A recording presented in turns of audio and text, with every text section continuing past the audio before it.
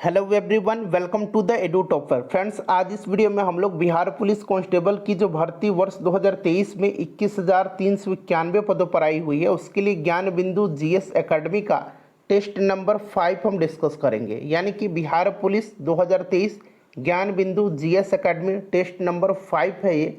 इससे पहले ऑलरेडी मैंने आपको टेस्ट नंबर 1 से 4 तक को पूरी डिटेल में एक्सप्लेनेशन के साथ कवर करा दिया था। अगर आपने इन वीडियोज़ को नहीं देखा है तो ज़रूर देख लीजिएगा। इन सभी का लिंक आपको आज की इस वीडियो के डिस्क्रिप्शन बॉक्स में मिल जाएगा। शुरू करते हैं आज का सेशन। एक बार फटाफट सभी लोग सेशन को लाइक कर दीजिएगा। पहला प्रश्न पढ़ेंगे Gyan Bindu GS academy Bihar police test 5 का पहला प्रश्न पढ़िए। निम्न में से किस पुराण का संबंध गुप्त वंश से था? किस पुराण का संबंध गुप्त वंश से था? तो राइट आंसर इसका ऑप्शन नंबर सी हो जाएगा, वायु पुराण। वायु पुराण का संबंध गुप्त वंश से था। विष्णु पुराण का संबंध जो है यह मौर्य वंश से था। मत्स्य पुराण का संबंध जो है यह आंध्र सातवाहन वंश से था इसका संबंध। सभी पॉइंट्स ध्यान रखेंगे। दूसरा प्रश्न है कि सांख्य दर्शन के प्रवर्तक निम्न में से कौन थे? सांख्य दर्शन के प्रवर्तक जो थे ये कौन थे? तो फ्रेंड्स यह कपिल मुनि थे। ऑप्शन ए राइट आंसर हो जाएगा। पतंजलि जो थे ये योग दर्शन के प्रवर्तक थे। गौतम जो थे ये न्याय दर्शन के प्रवर्तक थे। और चारवाक जो थे ये चारवाक दर्शन के प्रवर्तक थे। क्वेश्चन नंबर 3 है हमारा कि निम्न में से कौन सा कथन सही नहीं है? कौन सा कथन जो है इसमें से सही नहीं है? तो देखिए मैं सीधे आंसर बता देता हूँ आपको। ऑप्शन नंबर सी जो हो जाएगा, चोलकालीन सिक्के कलंजू चांदी के थे, ये सही नहीं है। देखिए चोलकालीन सिक्के कलंजू थे, ये चांदी के सिक्के नहीं थे, ये सोने के सिक्के थे। ठीक है, ये सोने के सिक्के थे। तो यही वाला जो है गलत दिया गया, ऑप्शन नंबर सी। बाकी जितने भी स्टेटमेंट हैं ये सारे तीनों सही दिए गए हैं। चलिए नेक्स्ट क्वेश्चन है कि महमूद गौरी का भारत पर पहला सफल आक्रमण किसकी विरुद्ध हुआ था? तो देखिए ध्यान दीजिएगा, राइट आंसर इसका हो जाएगा मुल्तान। ठीक है, मुल्तान इसका राइट आंसर हो जाएगा। मुल्तान 1175 में जो है इसने मुल्तान के विरुद्ध पहला आक्रमण किया था। ठीक है, उसके बाद इसका दूसरा आक्रमण होता है 1178 ईस्वी में गुजरात के पाटन पर। और वहाँ के जो राजा था भीम द्वितीय, इसने गौरी को बुरी तरह से परास्त कर दिया था। सभी पॉइंट्स ध्यान रखिएगा। चलिए 5 नंबर प्रश्न है कि विजयनगर आने वाला प्रमुख विदेशी यात्री में से कौन सा देवराय द्वितीय के समय में आया था? देवराय द्वितीय के समय में जो आया था ये कौन था? तो यह जो था अब्दुल रज्जाक था। अब्दुल रज्जाक था। उसके बाद देखिए निकोलो कोंटी जो था यह आया था देवराय प्रथम के समय में। नूनिज जो था ये अच्युत देवराय के समय में आया था। बारबोसा और डोमिंग पायस याद रखेंगे ये कृष्णदेव राय के समय में आए थे। अगला प्रश्न है कि शिवाजी के जो अष्ट प्रधान होता था उसमें विदेश मंत्री को क्या कहा जाता था? शिवाजी का जो मंत्रिमंडल था उसको अष्ट प्रधान कहा जाता था, ये प्रश्न बनता है। और उसमें विदेश मंत्री जो था उसको कहा जाता था सुमंत। यहाँ पर देखिए वाक्यानविश जो होता था यह सूचना, गुप्तचर और संधि विग्रह के विभागों का अध्यक्ष होता था। चिटनिस जो होता था यह राजकीय पत्रों को पढ़ करके उसकी भाषा शैली को देखता था। और यहाँ पर देखिएगा सरिये नौबत जो था यह सेनापति था, सैन्य प्रधान होता था। ठीक है, चलिए अगला प्रश्न है हमारा कि किस सिख गुरु का प्रारंभिक नाम लहना था? लहना जो था ये किस सिख गुरु का प्रारंभिक नाम था? तो ये सिखों के दूसरे गुरु थे गुरु अंगद, इन्हीं का नाम जो है लहना था। ठीक है, गुरु अंगद ने ही गुरुमुखी लिपि का आरंभ किया था, इसे ध्यान रखेंगे आप। चलिए उसके बाद देखिएगा कि सुरक्षा प्रकोष्ठ की नीति रिंग फेंस पॉलिसी का संबंध किस गवर्नर जनरल से है? सुरक्षा प्रकोष्ठ की नीति का संबंध जो है यह किस गवर्नर जनरल से है? तो ये वारेन हेस्टिंग से इसका संबंध है। क्वेश्चन नंबर 9 है कि निम्न में से किस विद्रोह से संबंधित चीतर सिंह थे? देखिए जब जब ज्ञान बिंदु का टेस्ट कराया जाएगा तभी आपको टेस्ट मिलेगा। रोज़ यह टेस्ट नहीं होता है, इसीलिए इतने दिन से नहीं हुआ था, तभी वीडियो उपलब्ध नहीं हो पाया था। जब जब ये होगा तब तक मैं आपके लिए लेकर के आऊँगा। देखिए राइट आंसर इसका क्या हो जाएगा? तो फ्रेंड्स यह जो हो जाएगा आपका रामोसी विद्रोह हो जाएगा। चीतर सिंह के नेतृत्व में स्टार्ट हुआ था कब? तो फ्रेंड्स यह 1822 में। कहाँ पर? तो पश्चिमी घाट में। चलिए नेक्स्ट क्वेश्चन करेंगे कि निम्न में से किसने, यहाँ किसने बना लीजिएगा, किसने 1906 में Indian society of oriental arts की स्थापना किया था? तो 1906 में Indian society of oriental arts की स्थापना जो है यह अवनींद्रनाथ टैगोर ने किया था। नेक्स्ट क्वेश्चन है, एक बार फटाफट वीडियो को प्लीज़ लाइक कर दीजिएगा। देखिए, बाल गंगाधर तिलक द्वारा स्थापित होम रूल लीग के सचिव कौन थे? अच्छा, ये प्रश्न जो है इस तरह से भी पूछा जाता है कि एनी बेसेंट के द्वारा स्थापित होम रूल लीग के अध्यक्ष कौन थे? तो एनी बेसेंट के द्वारा जो स्थापित होम रूल लीग था उसके अध्यक्ष नहीं, सचिव, मैंने अध्यक्ष बोल दिया शायद, सचिव कौन थे? तो सचिव जो थे एनी बेसेंट वाला, ये जॉर्ज अरुंडेल थे, ठीक है। और बाल गंगाधर तिलक वाला जो होम रूल लीग था इसके सचिव कौन थे? तो एनसी केलकर थे, एनसी केलकर थे। चलिए, बांटो और छोड़ो का नारा मुस्लिम लीग ने किस अधिवेशन में किया था, दिया था मतलब? तो बांटो और छोड़ो का नारा जो है मुस्लिम लीग ने दिया था। राइट आंसर क्या हो जाएगा इसका? कराची अधिवेशन 1943 में, कराची अधिवेशन 1943 में, याद रखेंगे 1943 में, ठीक है। चलिए, क्वेश्चन नंबर 13 कर लेंगे। देखिए, 13 नंबर है कि कानून की आत्मा, द स्पिरिट ऑफ लॉज की रचना किसने किया है? तो ये रचना जो है ये मॉन्टेस्क्यू की है। किसकी है? मॉन्टेस्क्यू की है। ध्यान रखिएगा, असत्य मिलान इसमें से करना है। देखिए, इसमें से जो असत्य मिलान है यहाँ पर आप देखेंगे, दुनिया का मजदूरों एक हो, यह नारा जो है यह रूसो ने नहीं दिया था, यह नारा जो है कार्ल मार्क्स ने दिया था, कार्ल मार्क्स ने दिया था। कार्ल मार्क्स की रचना दास कैपिटल और कम्युनिस्ट मैनिफेस्टो, याद रखेंगे आप, ठीक है। चलिए, अगला प्रश्न है कि अरुणाचल प्रदेश की सीमा निम्न में से किस देश के साथ नहीं लगती है? देखिए, अरुणाचल प्रदेश की सीमा जो है यह लगती किससे है? तो अरुणाचल प्रदेश जो है यह भूटान, चीन और म्यांमार के साथ सीमा साझा करता है, बांग्लादेश के साथ नहीं करता है। उत्तरी सह्याद्री की सर्वोच्च शिखर कौन सी है? अच्छा, एक तो उत्तरी सह्याद्री हो गया, एक दक्षिणी सह्याद्री का सर्वोच्च शिखर पूछा जाता है। तो देखिए, दक्षिणी सह्याद्री की जो सर्वोच्च शिखर है इसका नाम जो है ये कुद्रेमुख है। और प्रश्न में उत्तरी सह्याद्री पूछा गया है, तो उत्तरी सह्याद्री का जो होगा ये आपका कालसूबाई होगा, और दक्षिणी सह्याद्री का पूछेगा तो कुद्रेमुख हो जाएगा। नेक्स्ट क्वेश्चन है कि किस चैनल द्वारा मालदीव मिनिकॉय को अलग करता है? तो मालदीव और मिनिकॉय के मध्य में जो चैनल है यह कौन सा है? तो यह चैनल जो है यह 8 डिग्री चैनल है। 9 डिग्री चैनल जो है, ध्यान देंगे, यह लक्षद्वीप और मिनिकॉय के बीच में है। मालदीव और मिनिकॉय के बीच में 8 डिग्री और 9 डिग्री जो है यह लक्षद्वीप और मिनिकॉय के बीच में है। 10 डिग्री चैनल जो है यह छोटा अंडमान और कार निकोबार के मध्य है। नेक्स्ट क्वेश्चन हमारा है कि जोवाई, सुकरी, जोजारी किस नदी की प्रमुख सहायक नदी है? तो जोवारी, सुकरी और जोजारी जो है यह लूनी नदी की सहायक नदी है। नेक्स्ट क्वेश्चन है कि निम्न में से कौन सा झील तमिलनाडु और आंध्र प्रदेश की बीच सीमा साझा करता है? तो यह जो झील है यह कौन सा झील है? तो फ्रेंड्स, यह झील पुलिकट झील है। हुसैन सागर झील तेलंगाना में है, वेमनाथ झील केरल में है, लोकटक झील जो है ये मणिपुर में है, ठीक है। चलिए, अगला प्रश्न है कि होकेनकल, भारचुकी एवं बालमुरी जलप्रपात किस नदी पर अवस्थित है?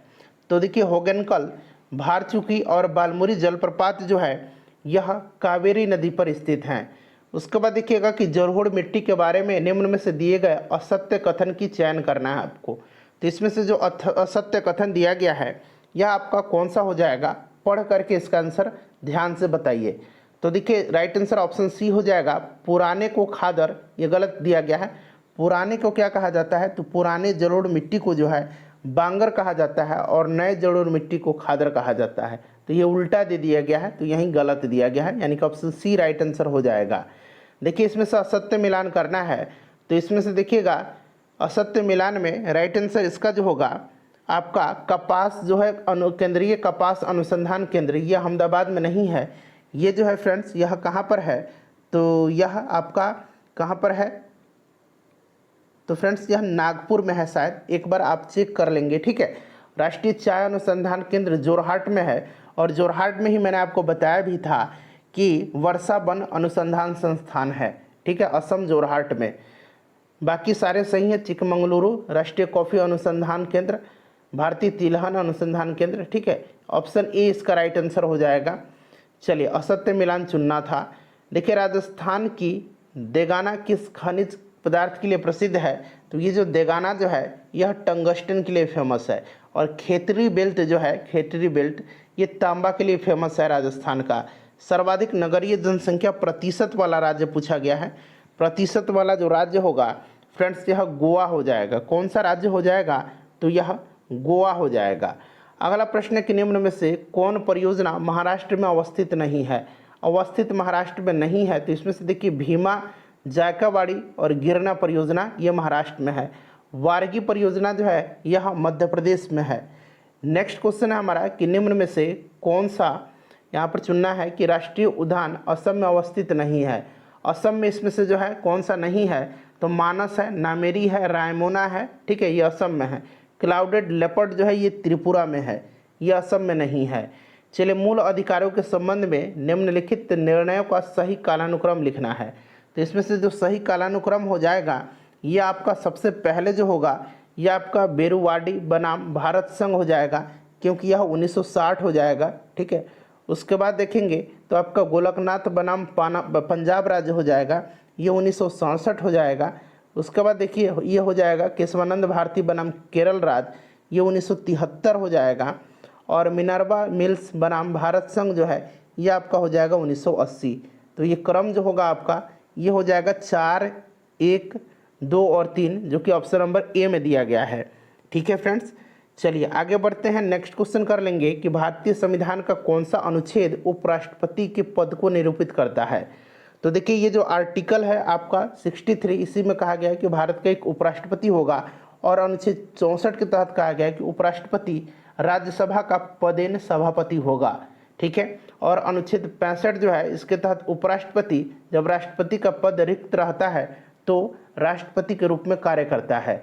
चलिए अगला प्रश्न कर लेंगे फ्रेंड्स कि निम्नलिखित में से कौन सी एक समिति पंचायती राज संस्था से संबंधित नहीं है। नहीं जो है इसमें से बलवंत राय मेहता समिति है, अशोक मेहता समिति, एल.एम. सिंघवी समिति भी है। पी.वी.एन. राव समिति नहीं है। पी.वी.एन. राव समिति जो है यह संबंधित किससे है? तो भुगतान संतुलन से है, ठीक है।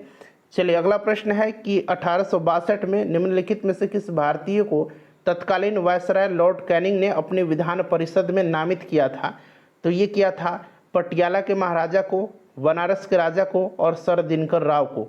तो उपरोक्त सभी इसका राइट आंसर हो जाएगा।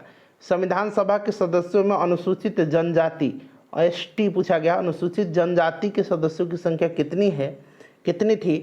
तो ये जो थी ये आपका 33 हो जाएगी। वहीं अगर अनुसूचित जाति पूछता तो 26 हो जाता, महिला सदस्यों की संख्या पूछता तो ये 15 हो जाता।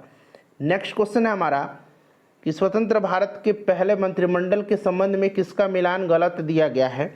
तो फ्रेंड्स यह जो मिलान गलत दिया गया है यहाँ पर देखेंगे ये विधि मंत्री स्वतंत्र भारत के मंत्रिमंडल में बाबा साहब अम्बेडकर थे। ये जोगेंद्र नाथ मंडल पाकिस्तान के पहले विधि मंत्री थे, ठीक है। चलिए तो ये वाला गलत दिया गया है। उसके बाद अगला प्रश्न है मिलान करना है। देखिए भाग 11 में क्या है? तो भाग 11 में जो है ये संघ और राज्यों के बीच संबंध है। भाग 15 में क्या है? भाग 15 में क्या है? तो भाग 15 में निर्वाचन है। भाग 17 में क्या है? तो राजभाषा है। भाग 18 में क्या है? तो आपात उपबंध है। भाग 20 में क्या है? तो संविधान संशोधन है। तो इसको मिला लेंगे हम लोग 3, फिर देखिए 1, यानी कि 3, 1, फिर 2, 4 और 5 इसका राइट आंसर हो जाएगा। 3, 1, 2, 4, 5 जो कि कहाँ पर दिया गया है? यहाँ ऊपर और भी ऑप्शन है। तो देखिए राइट आंसर ऑप्शन नंबर यहाँ पर 3, 1, 2, 4, 5 डी हो जाएगा। निम्नलिखित में से कौन सा महासागरीय धारा हिंद महासागर से संबंधित है? हिंद महासागर से जो संबंधित है यह पूछा गया है। तो फ्रेंड्स यह जो है यह आपका हो जाएगा अगलुहास जलधारा, ठीक है। अगलुहास जलधारा, फ्लोरिडा जलधारा, और यहाँ पर देखिएगा क्यूराइल जलधारा, एक मिनट, कनारी जलधारा। फ्लोरिडा और कनारी यह जो है अटलांटिक महासागर की जलधारा है, और क्यूराइल जलधारा जो है यह प्रशांत महासागर की जलधारा है। हिंद महासागर का अगलुहास हो जाएगा। अगला प्रश्न है यहाँ पर देखिए ये जो राष्ट्रपति के नाम दिए गए हैं उनके कार्यकाल के अनुसार जो है व्यवस्थित करना है। तो कार्यकाल के अनुसार तो इसमें से देखिए सबसे पहले जो हो जाएगा ये आपका कौन सा हो जाएगा? तो ये आपका हो जाएगा डॉक्टर जाकिर हुसैन, फिर आपका हो जाएगा बीबी गिरी यानी कि 4, फिर 1, उसके बाद देखिए ज्ञानी जैल सिंह 2, और फिर सबसे आखिरी में हो जाएगा इसमें आर.के. नारायण 3। तो 4, 1, 2, 3, 4, 1, 2, 3 जो कि ऑप्शन नंबर बी में दिया गया है। डियागो गार्सिया कहाँ स्थित है? डियागो गार्सिया जो है यह कहाँ पर स्थित है? डियागो गार्सिया जो है यह हिंद महासागर में है। निम्नलिखित में से किसे स्वर्ण द्वार का नगर कहा जाता है? तो स्वर्ण द्वार का नगर जो है यह कहा जाता है किसको? तो यह सैन फ्रांसिस्को को कहा जाता है। और भारत की स्वर्ण राजधानी किसको कहा जाता है? तो भारत की स्वर्ण राजधानी त्रिशूर को कहा जाता है। इसको भी ध्यान रखना आपको। चलिए नेक्स्ट क्वेश्चन है कि निम्नलिखित में से कौन भारत के प्रधानमंत्री बनने से पहले मुख्यमंत्री नहीं थे? तो देखिए, जो प्रधानमंत्री बनने से पहले मुख्यमंत्री थे ये मोरारजी देसाई थे, चौधरी चरण सिंह थे, बीपी सिंह थे। उसके बाद बात करें तो पीवी नरसिम्हा राव थे। उसके बाद एचडी देवगौड़ा भी थे और नरेंद्र मोदी जी भी हैं अभी, ठीक है, जो कि प्रधानमंत्री बनने से पहले गुजरात के मुख्यमंत्री थे। तो राइट आंसर इसका हो जाएगा चंद्रशेखर, ऑप्शन नंबर सी। ये प्रधानमंत्री बनने से पहले मुख्यमंत्री नहीं थे। चलिए नेक्स्ट क्वेश्चन है कि भारत में सबसे अधिक, यहाँ सबसे बना लीजिए, भारत में सबसे अधिक जैव विविधता संपन्न क्षेत्र कौन सा है? तो सबसे अधिक जैव विविधता संपन्न क्षेत्र जो है यह पश्चिमी घाट हो जाएगा। सबसे अधिक पूछा गया है इसीलिए पश्चिमी घाट होगा। प्रोजेक्ट टाइगर नामक कार्यक्रम जो है भारत में कब प्रारंभ किया गया था? भारत में प्रोजेक्ट टाइगर नामक कार्यक्रम कब प्रारंभ किया गया था? तो फ्रेंड्स यहाँ 1973 में किया गया था। अम्ल वर्षा के लिए निम्न में से कौन सा ज़्यादा उत्तरदायी है? अम्ल वर्षा के लिए जो उत्तरदायी है ये SO2 है और NO2 दोनों है, तो ए और बी दोनों इसका राइट आंसर हो जाएगा। देखिए, भोपाल में यूनियन कार्बाइड फैक्ट्री में दुर्घटना हुई थी, मिथाइल आइसोसाइनाइट गैस का स्राव हुआ था और यह घटना जो है यह 3 दिसंबर 1984 को हुई थी। 3 दिसंबर 1984 को, ठीक है। भोपाल गैस त्रासदी जिसको कहा जाता है, जिसमें मिथाइल आइसोसाइनाइड गैस का जो है रिसाव हुआ था। एक पारसेक कितने प्रकाश वर्ष यानी कि लाइट ईयर के बराबर होता है? तो एक पारसेक 3.26 प्रकाश वर्ष के बराबर होता है। चलिए, पारसेक दूरी मापने की सबसे बड़ी इकाई होती है। निम्न में से किस उपकरण के द्वारा ध्वनि ऊर्जा को विद्युत ऊर्जा में रूपांतरित किया जाता है? ध्वनि ऊर्जा को विद्युत ऊर्जा में, चलिए बताएंगे इसका राइट आंसर क्या होगा। तो इसका करेक्ट आंसर जो हो जाएगा ये माइक्रोफोन हो जाएगा। सरल आवर्त गति करने वाला कण जब अपने माध्यमान स्थिति में, ठीक है, मध्यमान स्थिति में से गुजरता है तो निम्न में से कौन अधिकतम होता है? तो इसमें से जो अधिकतम होता है ये गतिज ऊर्जा होता है। ध्वनि की किस गुण के कारण तेज या मंद सुनाई देती है? तो यह ध्वनि का जो गुण है जिसके कारण यह तेज या मंद सुनाई देती है ये प्रबलता है। क्या है? प्रबलता है। चलिए नेक्स्ट क्वेश्चन है हमारा अगला प्रश्न 47 नंबर की, ठोस में ऊष्मा का संचरण किस विधि द्वारा होता है? तो देखिए, ठोस में जो होता है यह होता है किसके द्वारा? तो चालन के द्वारा। गैस में और द्रव्य में जो होता है ये किसके द्वारा होता है? तो ये भी आपको याद रखना है, यह आपका होता है किसके द्वारा, बताइए। तो फ्रेंड्स यह जो होता है यह आपका होता है किसके द्वारा? तो संवहन के द्वारा। चलिए अगला प्रश्न है 47 के बाद 48 नंबर की, निम्न में से किस रंग के प्रकाश का प्रकीर्णन सबसे कम होता है? सबसे कम किसका प्रकीर्णन होगा? तो ये आपका लाल रंग का होगा। जिसका तरंग दैर्घ्य सबसे ज़्यादा होगा उसका प्रकीर्णन सबसे कम होता है, और जिसका तरंग दैर्घ्य सबसे कम होता है उसका प्रकीर्णन सबसे ज़्यादा होगा। यानी कि बैगनी का प्रकीर्णन जो पूछेगा तो ये सबसे ज़्यादा होगा। सबसे अधिक आयनन क्षमता किस किरण का होता है? तो सबसे ज़्यादा आयनन क्षमता जो होता है ये अल्फ़ा का होता है, और सबसे ज़्यादा वेधन क्षमता जो होता है ये गामा का होता है, ठीक है। वेधन क्षमता पूछेगा तो गामा, और आयनन क्षमता पूछा इसलिए अल्फ़ा किरण हो जाएगा, ठीक है। अल्फ़ा किरण ऑप्शन ए हो जाएगा। सबसे पहले इलेक्ट्रॉन के आवेश का सफलतापूर्वक निर्धारण किसने किया था? तो सबसे पहले इलेक्ट्रॉन के आवेश का सफलतापूर्वक निर्धारण जो है ये मिलिकन ने किया था। किसने किया था फ्रेंड्स? यह मिलिकन ने किया था। ध्यान रखिएगा, जो कि तेल बिंदु प्रयोग कहलाता है, जो कि तेल बिंदु प्रयोग कहलाता है, तेल बिंदु प्रयोग, ठीक है, इसे आप ध्यान रखेंगे। चलिए उसके बाद देखिएगा कि किस तत्व का इलेक्ट्रॉन बंधुता सबसे अधिक होता है? तो इलेक्ट्रॉन बंधुता सबसे अधिक जो होता है यह किसका होता है? तो फ्रेंड्स यह होता है आपका क्लोरीन का।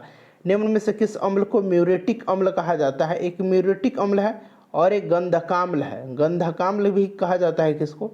तो गंधक का अम्ल, ठीक है, गंधकाम्ल यानी कि गंधक का अम्ल इसको कहा जाता है। तो याद रखेंगे गंधक का अम्ल जो है ये कहा जाता है किसको? तो फ्रेंड्स यह कहा जाता है H2SO4 को, ठीक है, सल्फ्यूरिक एसिड को। और यहाँ पर पूछा गया है म्यूरेटिक अम्ल किसको कहा जाता है, तो HCl को, हाइड्रोक्लोरिक एसिड को म्यूरेटिक अम्ल कहा जाता है। उसके बाद देखिए LPG का प्रमुख घटक निम्न में से कौन सा है। LPG का जो प्रमुख घटक होता है ये कौन सा है, तो इसमें से आपका ब्यूटेन हो जाएगा। हालांकि इसमें कुछ मात्रा में, कम मात्रा में ही इथेन और प्रोपेन भी होते हैं, लेकिन जो मुख्य घटक है, प्रमुख घटक है, ये ब्यूटेन है। निम्न में से किसे प्रोड्यूसर गैस के नाम से जाना जाता है, तो इसमें से देखिए प्रोड्यूसर गैस जो है ये आपका CON2 हो जाएगा। और CO+H2 जो है यह जल गैस होता है, वाटर गैस होता है।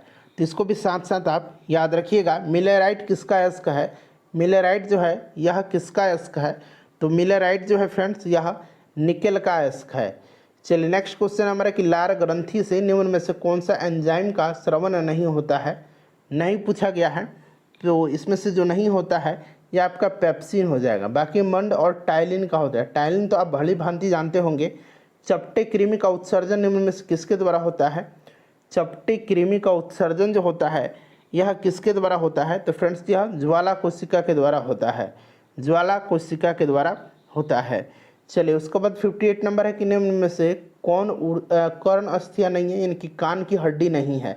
एक कान में 3 हड्डी पाई जाती है, फिर दूसरे कान में 3 हड्डी, यानी कि हमारे शरीर में टोटल कान की 6 हड्डियां हैं। ये देखिए एक कान में 3 हड्डी पाई जाती है, एक मैलियस, एक इनकस और एक स्टेपिज होता है, ठीक है। और फिर ये दूसरे कान में भी इसी तरह से एक इनकस, एक मैलियस और एक स्टेपिज पाया जाता है। यहाँ पर देखिएगा ह्यूमरस जो है ये कान की हड्डी नहीं है, ठीक है। चलो उसके बाद देखिएगा कि निम्न में से कौन मोनोसैकेराइड नहीं है, मोनोसैकेराइड नहीं पूछा गया है, बताइए। तो देखिए इसमें से मोनोसैकेराइड जो नहीं है यह आपका माल्टोज हो जाएगा। प्रोटीन शब्द का प्रयोग सर्वप्रथम किसने किया था, तो प्रोटीन का प्रयोग जो है सर्वप्रथम किया था किसने, तो फ्रेंड्स याद रखेंगे करेक्ट आंसर इसका वर्जिलियस हो जाएगा, ठीक है। कालाजार किस परजीवी के कारण होता है, कालाजार जो होता है यह लिस्मेनिया डोनावानी के कारण होता है, डेडवानी कहिए, ठीक है। देखिए उच्च श्वसन में कितना प्रतिशत ऑक्सीजन छोड़ा जाता है, तो उच्च श्वसन में छोड़ा जाता है कितना, तो ये छोड़ा जाता है लगभग 17%, लगभग 17%। चलिए नेक्स्ट क्वेश्चन कर लेंगे। अगला प्रश्न है कि कंप्यूटर का पितामह किसे कहा जाता है, फादर ऑफ कंप्यूटर किसको कहा जाता है, तो फ्रेंड्स यह चार्ल्स बेबेज को कहा जाता है। भारत का पहला एक्वा पार्क किस राज्य में स्थापित किया जाएगा, तो फ्रेंड्स ये कहाँ पर किया जाएगा, ऑप्शन देख लीजिएगा, ऑप्शन यहाँ पर दिया गया है इसका 64 का। तो ये जो किया जाता है ये किया जाता है कहाँ पर, तो ये अरुणाचल प्रदेश में किया जाएगा, ठीक है। चलिए विश्व हिंदी सम्मेलन की मेजबानी करने वाला प्रशांत क्षेत्र का पहला देश कौन बनेगा, तो ये फिजी में हुआ था, ठीक है, ध्यान रखिएगा। इसरो ने सबसे भारी रॉकेट LMV-3 M12 ने कितने उपग्रहों को ऑर्बिट में स्थापित किया है, बताइए। इसका करेक्ट आंसर क्या हो जाएगा, तो इसका करेक्ट आंसर हो जाएगा आपका 36, ठीक है, 36 इसका राइट आंसर हो जाएगा। चलिए आगे बढ़ेंगे, नेक्स्ट क्वेश्चन कर लेंगे कि हाल ही में किसी BCCI के नए अध्यक्ष के रूप में चुना गया है, तो ये चुना गया है रोजर बिनी को। किनको चुना गया है, ध्यान रखिएगा, रोजर बिनी को, ठीक है। चलिए अगला प्रश्न करेंगे कि निम्नलिखित में से निम्नलिखित में से साहित्य लहरी के लेखक कौन है। ये जो लहरी है इसको लिखा है किसने, तो फ्रेंड्स इसको लिखा है सूरदास ने। किसने, सूरदास ने लिखा है। उसके बाद अगला प्रश्न हमारा कि निम्न में से देशरत्न के उपनाम से किसको जाना जाता है, देशरत्न के उपनाम से जाना जाता है किसको, तो देशरत्न के उपनाम से जाना जाता है डॉक्टर राजेंद्र प्रसाद को, ठीक है। उसके बाद देखिए यहाँ पर डॉक्टर राजेंद्र प्रसाद को, इनको जो है अजात शत्रु के भी नाम से जाना जाता है, इसे भी ध्यान रखिएगा। चलिए उसके बाद देखिएगा कि IMF के अनुमान के अनुसार 2022 में PPP आधारित प्रति व्यक्ति GDP द्वारा दुनिया का सबसे बड़ी अर्थव्यवस्था किस देश की है, तो यह चाइना की है। वायुसेना दिवस की तिथि को मनाया जाता है, तो देखिए सबसे पहले याद रखेंगे सेना दिवस 15 जनवरी के दिन मनाया जाता है। वायुसेना दिवस जो है ये कब मनाया जाता है, तो 8 अक्टूबर के दिन, ठीक है। और नौसेना दिवस जो है यह मनाया जाता है कब, तो नौसेना दिवस 4 दिसंबर के दिन मनाया जाता है। चलिए नेक्स्ट क्वेश्चन है कि विश्व व्यापार संगठन की स्थापना किस वर्ष किया गया था, तो 1995 में किया गया था WTO का स्थापना गैट के स्थान पर। इसका हेडक्वार्टर कहाँ पर है, तो इसका हेडक्वार्टर जो है ये जेनेवा स्विट्जरलैंड में है। निम्न में से कौन कराची से प्रकाशित होने वाला समाचार पत्र है? कराची से प्रकाशित होने वाला समाचार पत्र, तो फ्रेंड्स यह जो है कौन सा है? तो ध्यान रखेंगे यह है आपका डॉन। अगला प्रश्न है हमारा कि निजी क्षेत्र और व्यापार के सापेक्ष राज्य और सरकार की भूमिका के आधार पर अर्थव्यवस्थाओं को कितने श्रेणियों में वर्गीकृत किया जाता है? तो ये किया जाता है कितने श्रेणी में? 3 श्रेणी में, ठीक है। चलिए, जर्मन और पोलैंड के बीच कौन सी अंतर्राष्ट्रीय सीमा है? तो जर्मनी और पोलैंड के बीच में पूछा गया है, तो यह सीमा जो है ये हिंडनबर्ग है, ठीक है। मैगिनोट रेखा फ्रांस और जर्मनी के मध्य में है। 39वीं समानांतर रेखा जो है यूएसए और अमेरिका के मध्य में है। और 38वीं समानांतर जो है यह दक्षिण कोरिया और उत्तर कोरिया के मध्य स्थित है। चलिए, उसके बाद नेक्स्ट क्वेश्चन कर लेंगे। 76 नंबर की दक्षिणी ध्रुव पर पहुंचने वाला विश्व का प्रथम व्यक्ति कौन था? उत्तरी ध्रुव पर रॉबर्ट पियरी पहुंचा था सबसे पहले। दक्षिणी ध्रुव पर पूछा गया तो दक्षिणी ध्रुव पर पहुंचा था एडमंड सेन ने। चलिए, उसके बाद अगला प्रश्न है कि भारत में सबसे लंबा सड़क पुल कौन सा है? तो सबसे लंबा सड़क पुल जो है फ्रेंड्स यह आपका भूपेन हजारिका सेतु है। नेक्स्ट क्वेश्चन है हमारा 80 नंबर। यहाँ से देखिएगा कि खनन और उत्खनन में संलग्न श्रम की प्रकृति को निम्न में से किसके जरिए संकेतित किया जाता है? किसके जरिए संकेतित किया जाता है? चलिए बताएंगे इसका करेक्ट आंसर क्या होगा। तो ये किया जाता है रेड कॉलर जॉब के तहत। उसके बाद देखिए यहाँ से 81 से लेकर के कहाँ तक जो है 81 से लेकर के 90 तक में, देखिए 81 से 90 तक में मैथ के क्वेश्चन है। मैं फटाफट इनका आंसर बता देता हूँ, फिर हम लोग 92 से हिंदी और अंग्रेजी के प्रश्नों को कवर करेंगे। 81 का राइट आंसर जो होगा फ्रेंड्स एक बार आप लोग सॉल्व करेंगे, ऑप्शन बी हो जाएगा, ठीक है। 82 का जो राइट आंसर हो जाएगा वो आपका ऑप्शन सी हो जाएगा। 83 का करेक्ट आंसर देख लीजिए, 83 का ऑप्शन डी हो जाएगा। 84 का ऑप्शन ए हो जाएगा। 85 का देखिए 85 का जो करेक्ट आंसर होगा 85 का ऑप्शन सी हो जाएगा। और 86 का भी ऑप्शन सी हो जाएगा। चलिए 87 का देखिए 87 का जो करेक्ट आंसर होगा वो आपका हो जाएगा ऑप्शन सी, ठीक है। और 88 का ऑप्शन डी राइट आंसर हो जाएगा। आप चाहे तो वीडियो को पॉज करके बना सकते हैं। 89 का देख लीजिए, 89 का जो राइट आंसर होगा वो आपका कितना हो जाएगा? तो इसका भी ऑप्शन डी ही हो जाएगा 89 का, ठीक है। ऑप्शन डी ही राइट आंसर हो जाएगा इसका। 90 का जो करेक्ट आंसर हो जाएगा फ्रेंड्स ये ऑप्शन ए हो जाएगा। 91 का देखिए कि निम्नलिखित वाक्यों में से अशुद्ध वाक्य को पहचानना है। इसमें से अशुद्ध वाक्य कौन सा है?